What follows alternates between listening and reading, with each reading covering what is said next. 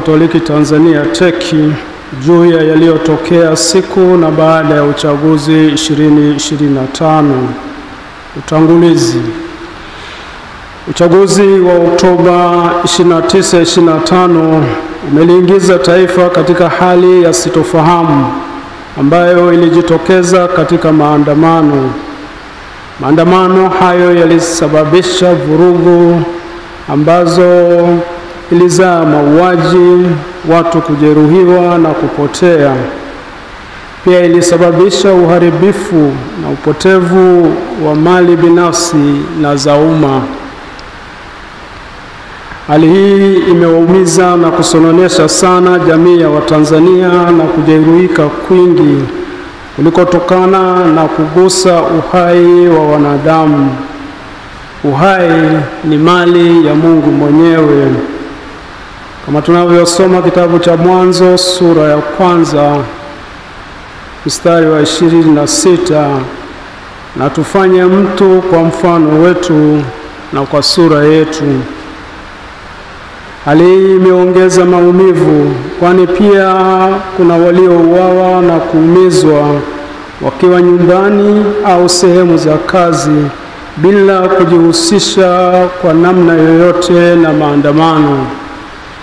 Tunasikitishwa sana na hii hali na tunalaani haya mauaji ya kikatili na kinyama ya vijana wetu na watu wengine.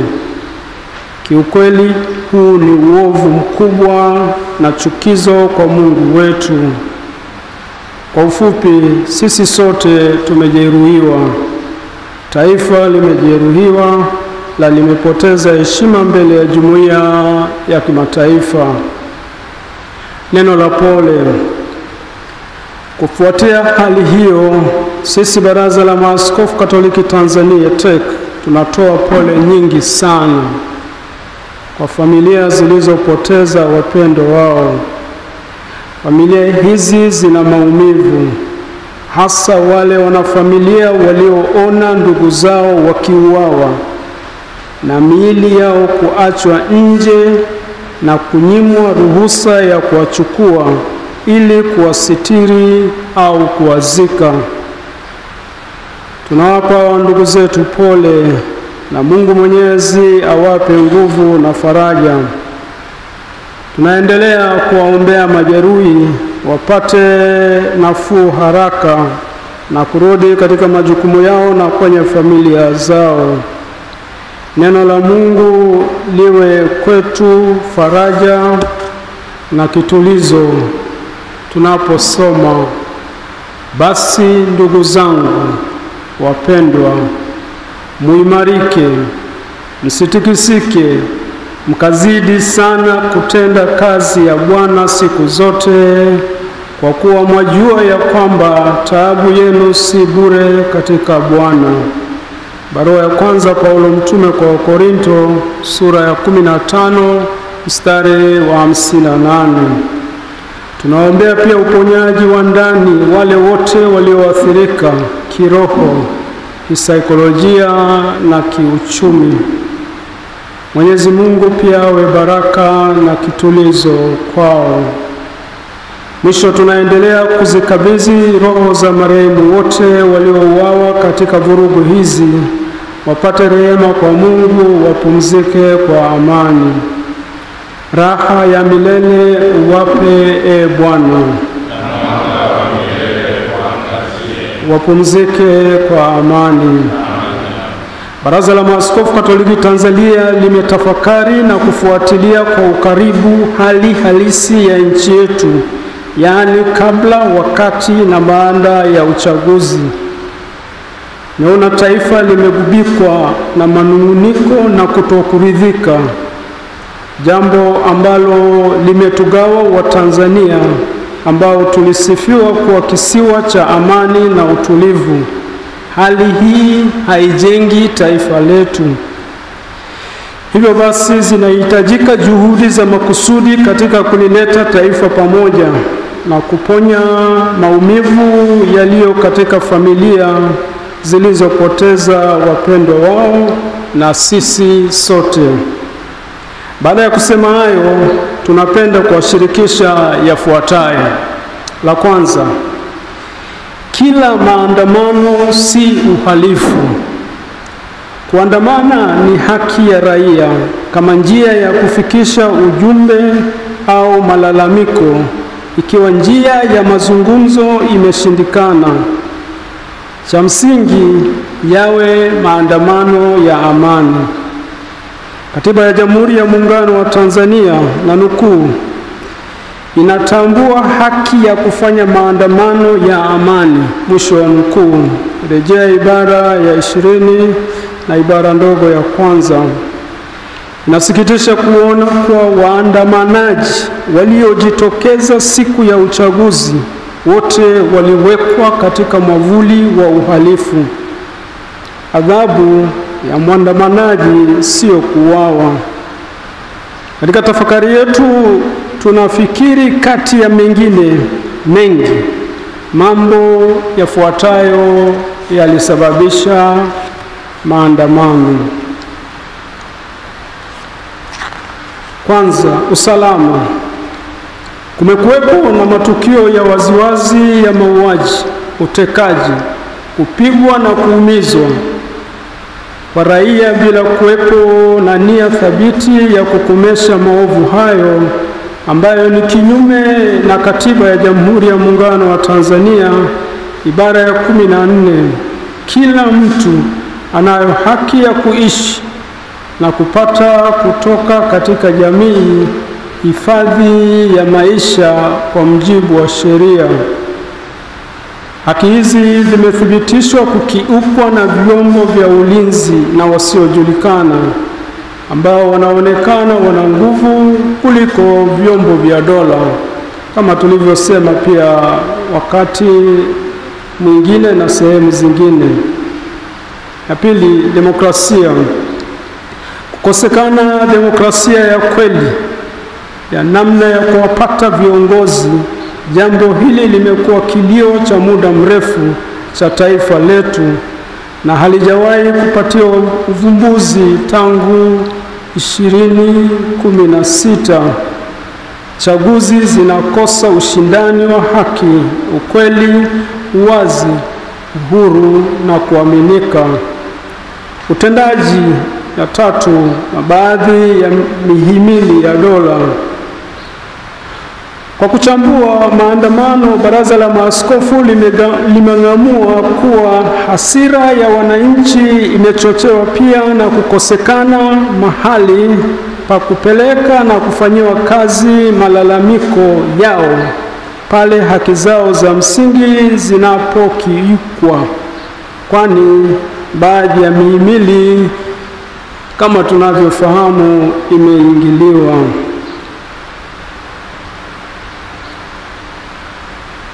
Matumizi ya nguvu kupita kiasi. Vifo vilivyotokea vimeonyesha wazi kuwa vyombo vya usalama vimeshindwa kudhibiti maandamano kwa weledi, kwani walitumia silaha za moto.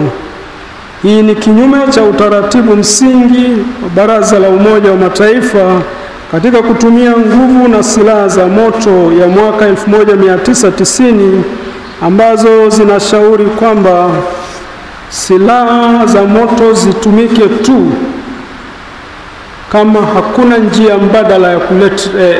mbadala ya kulinda maisha. Hata katika vita huwezi kutumia kila aina ya silaha. Maandamano si vita, lakini zimetumika silaha zinazotumika katika vita. Askari waliua ndugu zetu wasio na silaha holela na kwa ukatili mkubwa kama wanyama. Kitu kinachotufanya tujiulize, binadamu mwenye akili timamu anawezaje kufanya vitendo kama hivyo? Huduma za kitabibu. Kuwakatalia majeruhi haki ya kupata matibabu ni jambo ovu, kwani linakiuka haki ya kupata huduma za kitabibu na pia ni kinyume na maadili ya sayansi ya tiba. Lengo la tiba ni kutunza uhai, ambayo ni zawadi kutoka kwa Mungu na ni haki za kila binadamu. Miili ya waliopoteza maisha. Imethibitika kuwa baadhi ya waliopoteza maisha miili yao haijapatikana. Inasikitisha ya kuwa baadhi ya watu walipotaka kuwazika wapendwa wao hawakuikuta miili hiyo.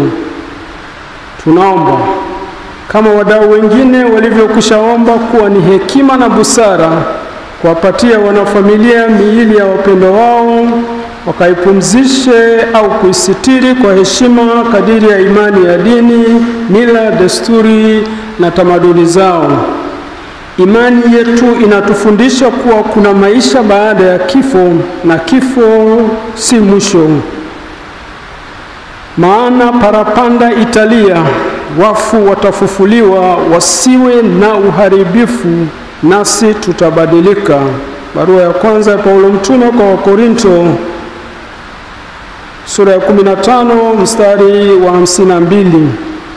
Nini kifanyike ili kuponya taifa letu?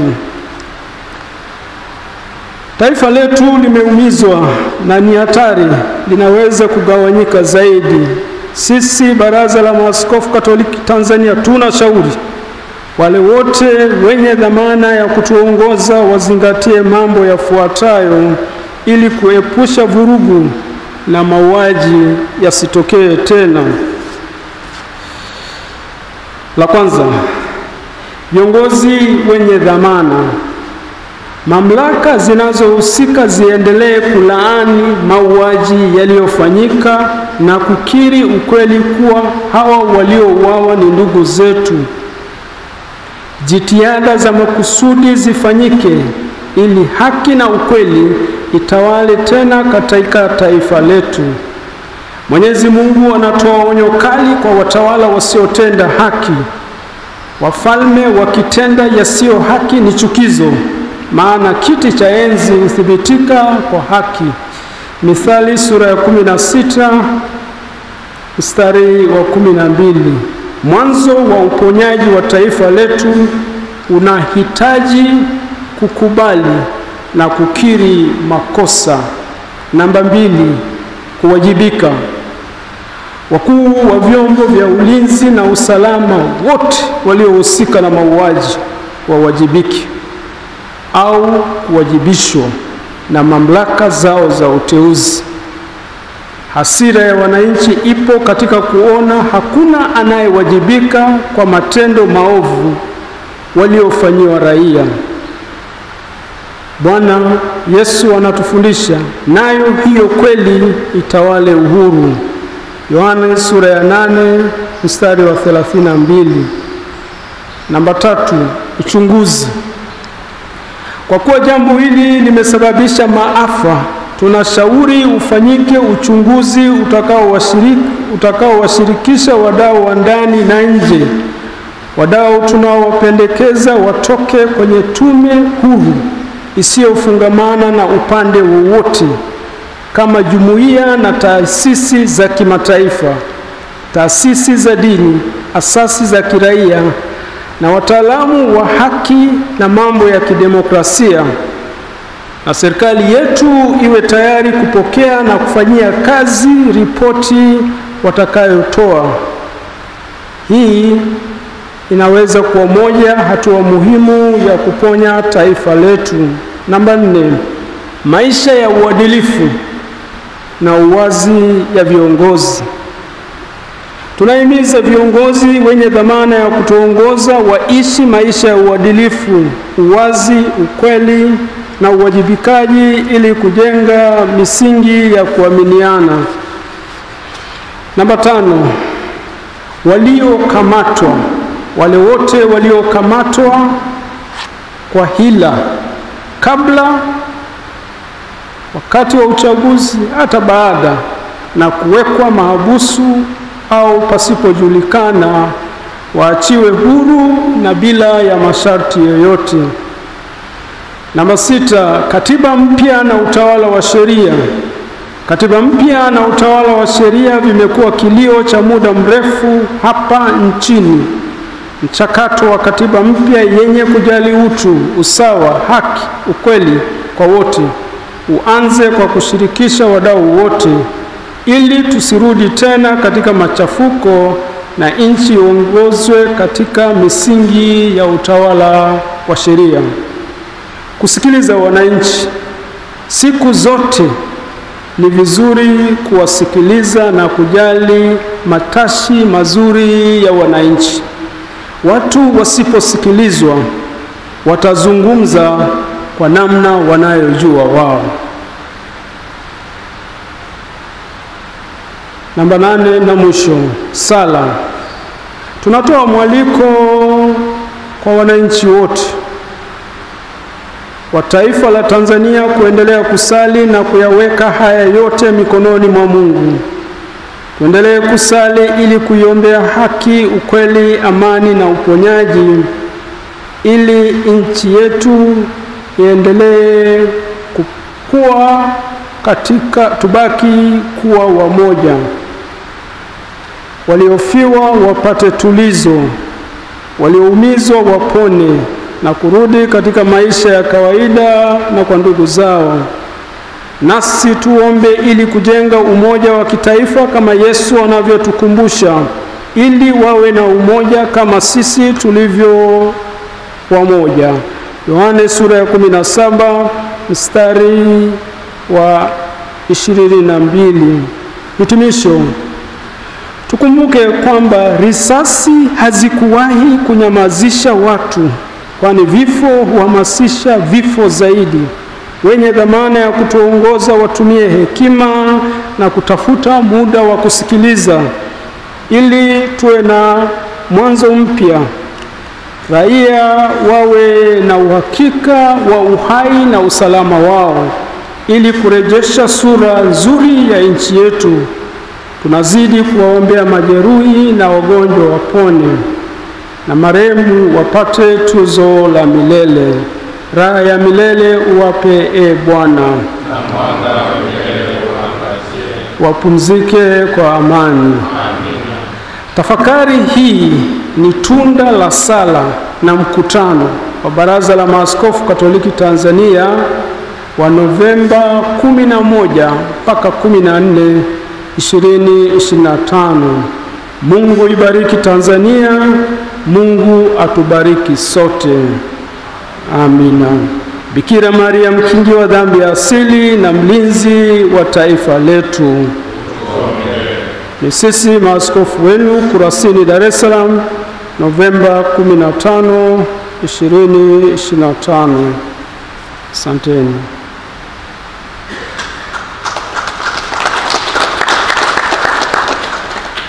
Asante sana Baba Askofu, Rais wa Baraza la Maaskofu Katoliki Tanzania.